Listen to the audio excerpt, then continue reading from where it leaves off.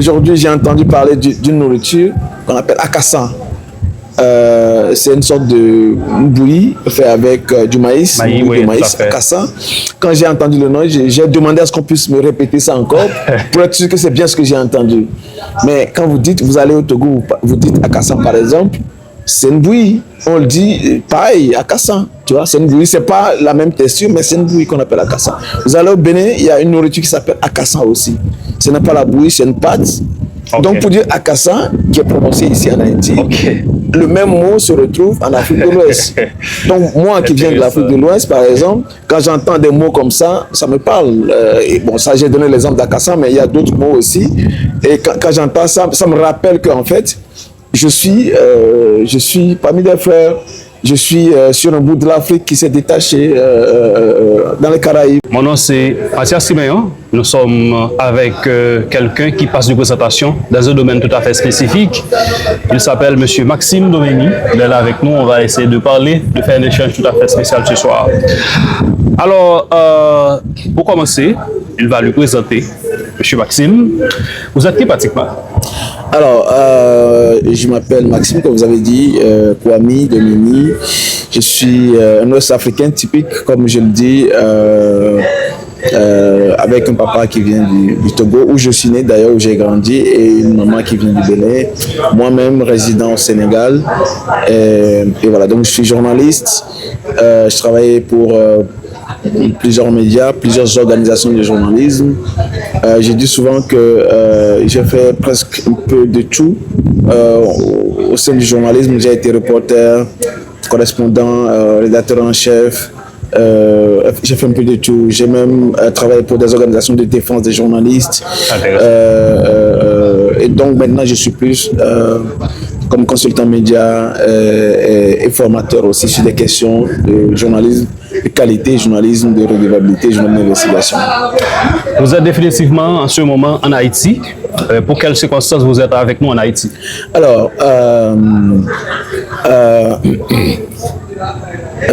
un soir, comme à mes habitudes, j'avais quelques minutes et donc je faisais le tour d'internet. Je suis tombé sur un appel d'une organisation des Nations Unies qui recherchait un expert en investigation, journaliste d'investigation, pour venir délivrer une série de formations en Haïti. Et quand j'ai lu la description, je me suis retrouvé dedans, j'ai dit pourquoi pas, et donc j'ai postulé. J'ai postulé quelques semaines et mois après. On m'a contacté que voilà, j'ai été retenu pour animer la formation. Le résultat de tout ça, c'est que voilà, justement, j'ai été invité à venir en Haïti pour animer une série de formations au profit de confrères et consoeurs de Haïti. De toute façon, vous êtes en Haïti pratiquement pour une deuxième fois, c'est ça? C'est bien ça. Pour cette formation en investigation journalistique, et comment était passée la première formation? Alors, la première formation, c'était une formation sur les fondamentaux du journalisme d'investigation. Et c'était ma découverte de Haïti. Vous savez, quand on est en Afrique, on entend beaucoup parler de Haïti. C'est que sont nos frères, c'est la Caraïbe. On parle beaucoup de la situation aussi en Haïti, la situation sociopolitique, les crises sécuritaires, tout ça.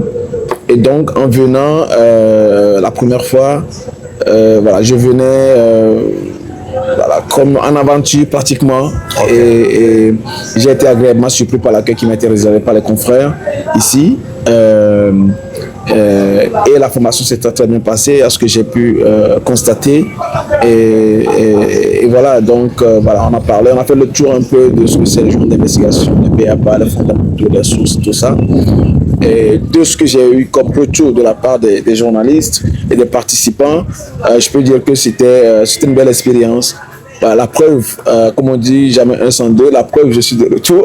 Je suis revenu une deuxième fois pour animer toujours une session toujours sur le journal d'investigation, cette fois-ci appliquée en contexte électoral, parce que Haïti est dans l'attente des élections décisives Et j'ai été sollicité pour venir animer une seconde session sur comment est-ce qu'on peut pratiquer de l'investigation dans un contexte électoral.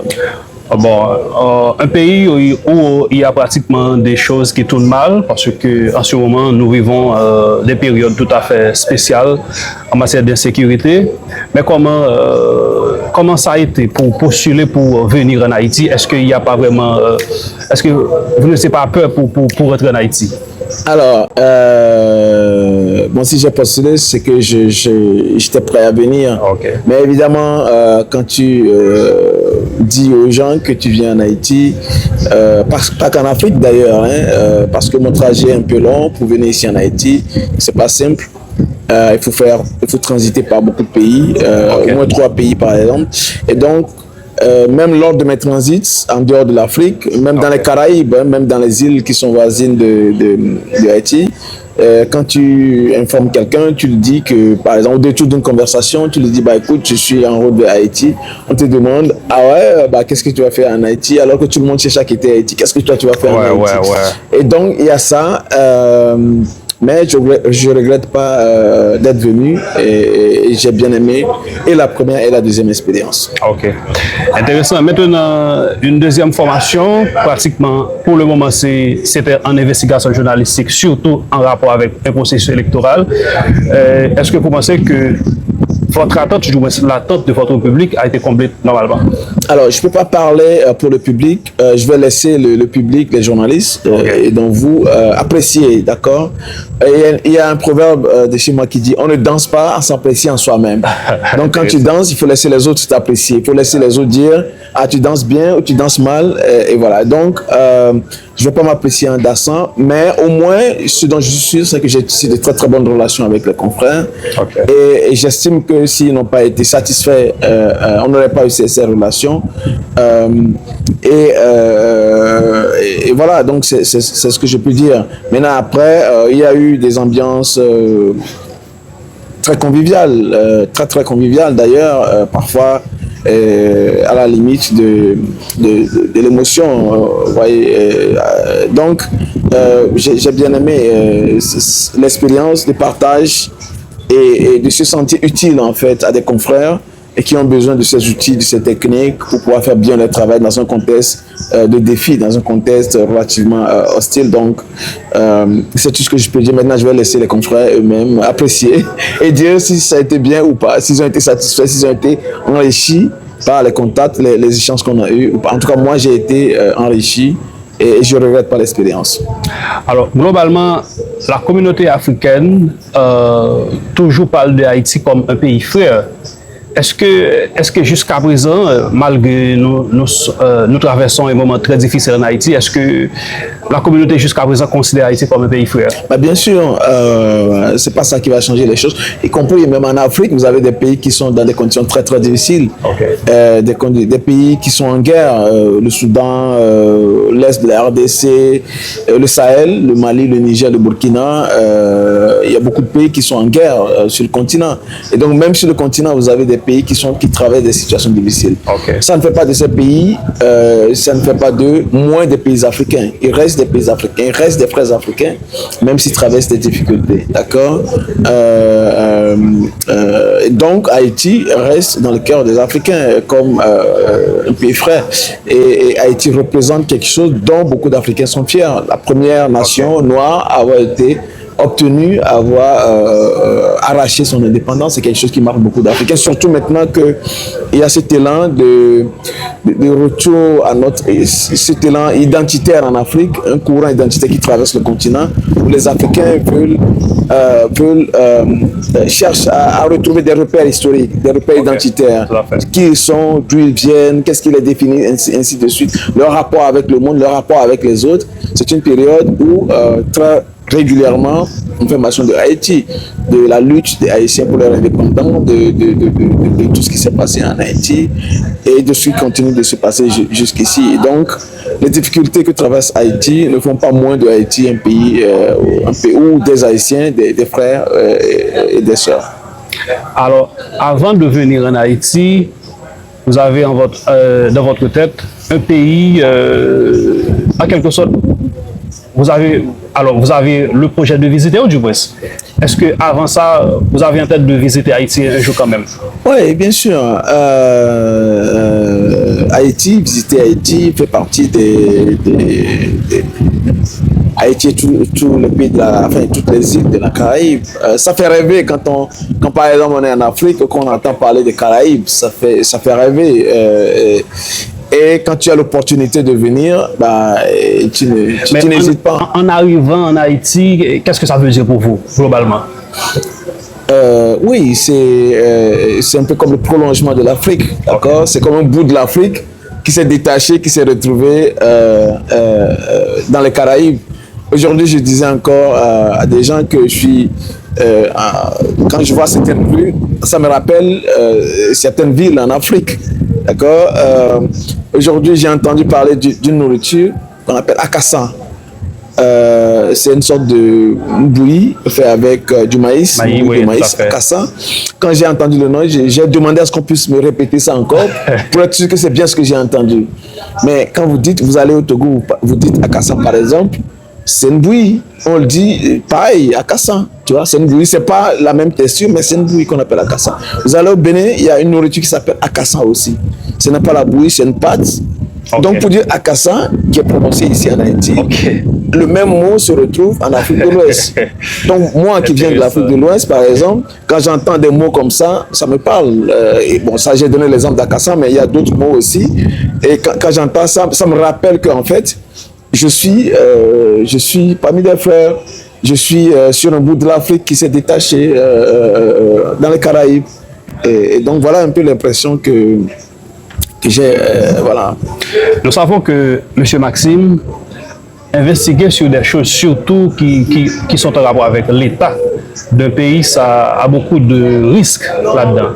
Mais pourquoi vous faites le choix de devenir un journaliste investigateur? Est-ce qu'il y a une sorte de motivation personnelle? Ok. Vous savez, il y a certains qui deviennent des journalistes par accident. Moi, j'ai choisi de devenir journaliste. Et donc, j'ai fait des études en journalisme.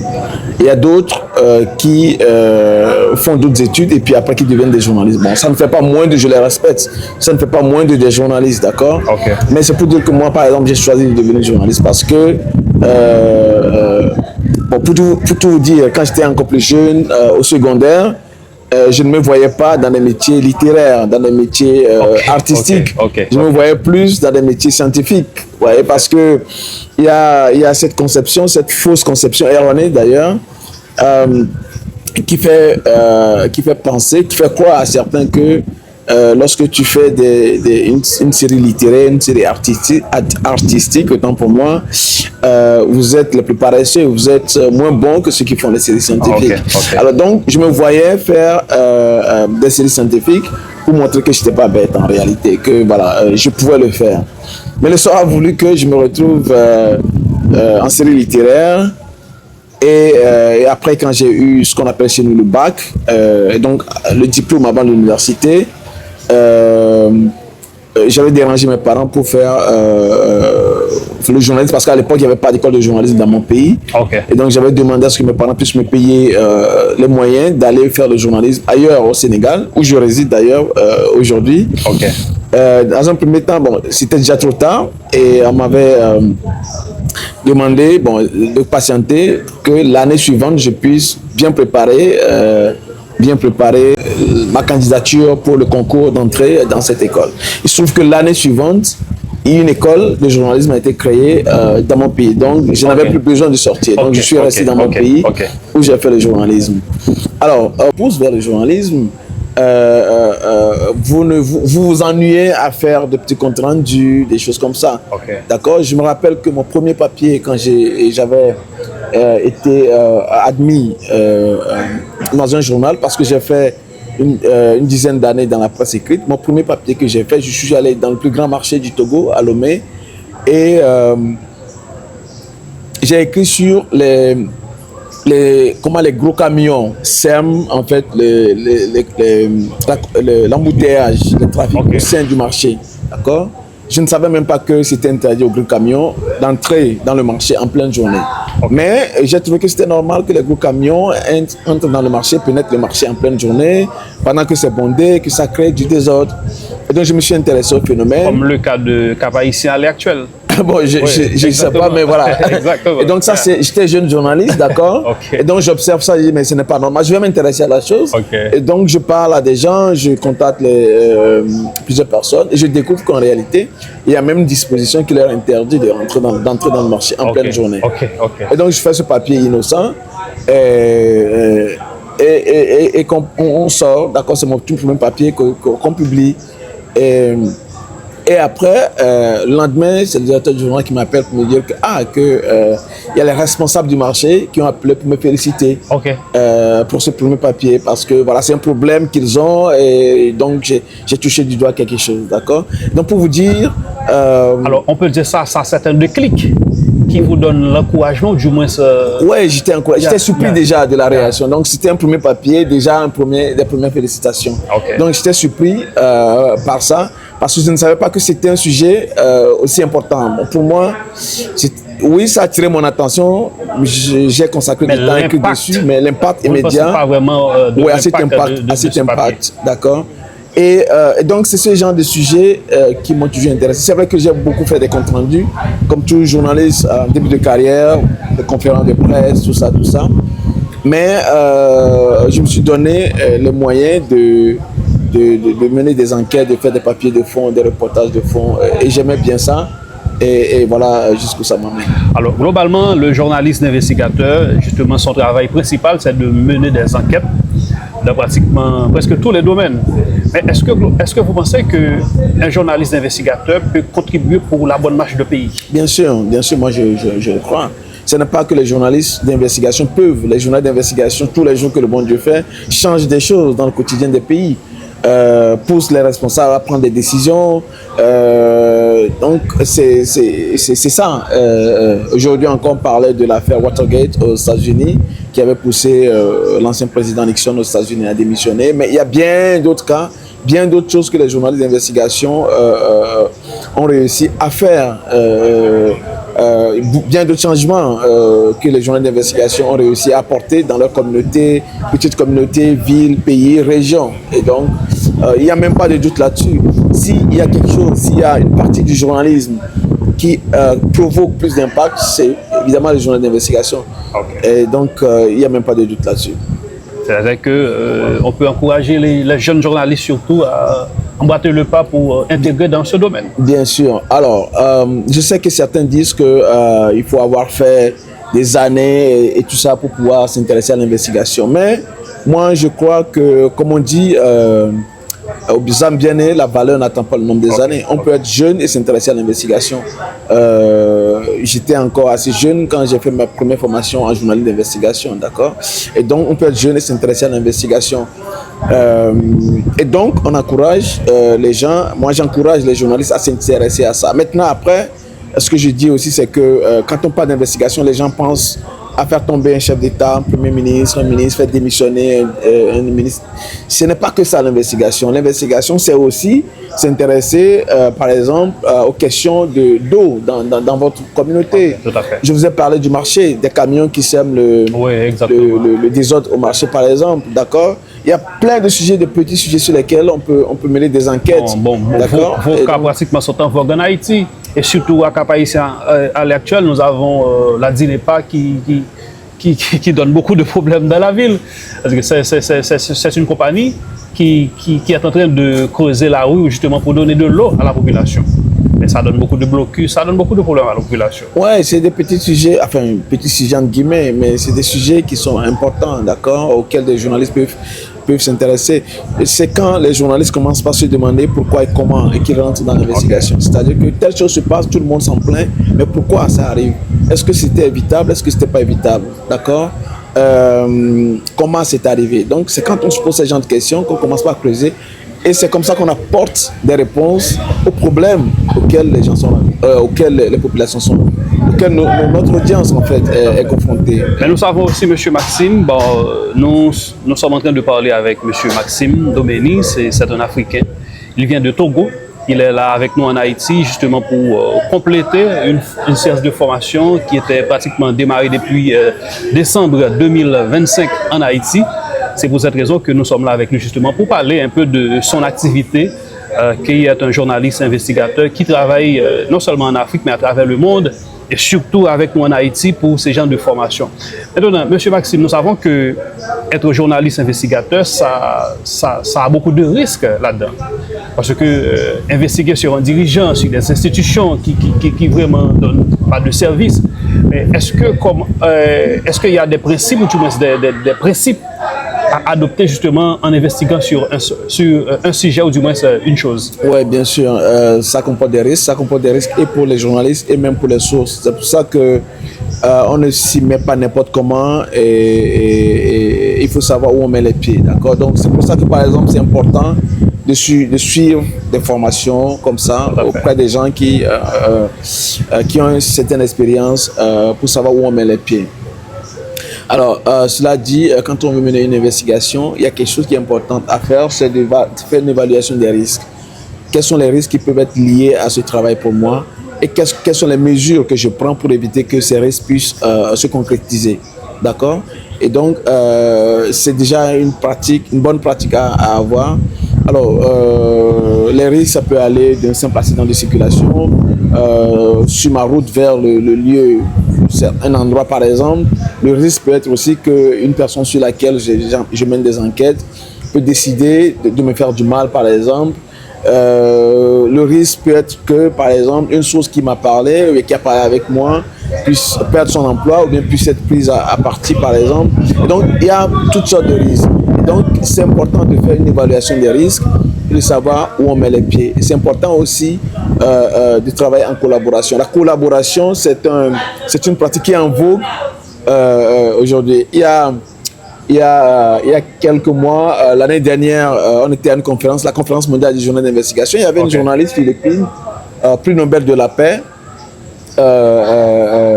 qui s'appelle Maria Ressa, qui disait que nous sommes à une ère de collaboration radicale entre les journalistes d'investigation, radical collaboration. Et donc, c'est quelque chose qui est partagé par la communauté, le mouvement des journalistes d'investigation.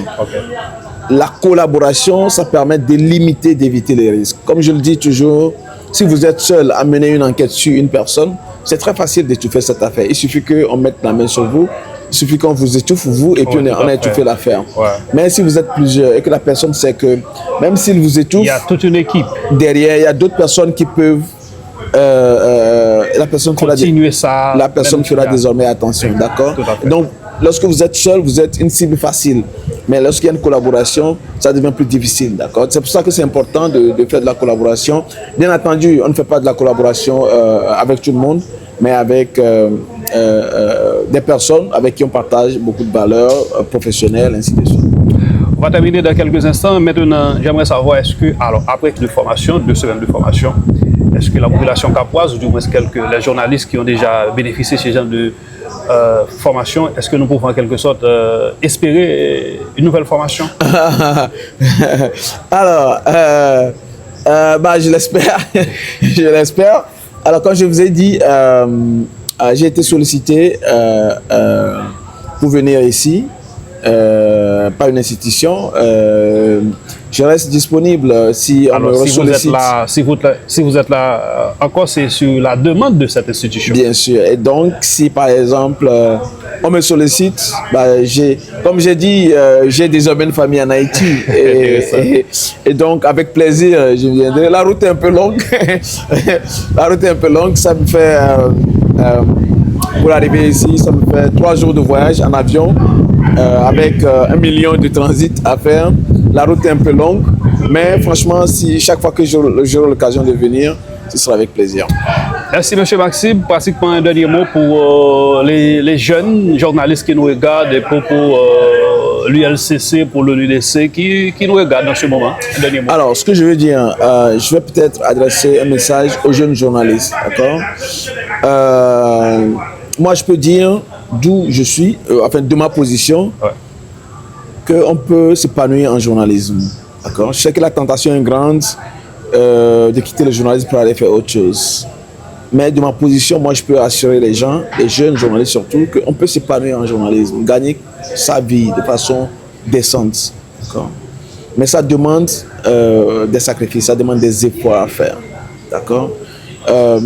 Et je disais la dernière fois à des journalistes que lorsque un métier évolue, mais que vous n'évoluez pas, vous ne faites pas du surplace, vous régressez. Okay. D'accord, vous régressez. Vous ne faites pas du surplace, vous régressez. Et donc, mon message aux jeunes, c'est de ne pas se laisser emballer dans la routine. C'est-à-dire qu'aller tendre le micro ici, à gauche, à droite, et revenir dormir. Le journalisme, ce n'est pas ça. Ce n'est pas que ça, d'ailleurs. D'accord. Et là où le journalisme va, ça s'éloigne de cette pratique. Le journalisme, c'est apporter des réponses concrètes aux problèmes que les gens ont. D'accord. C'est comme ça que nous avons notre rôle au sein de la société, que ce rôle continue d'être reconnu au sein de la société.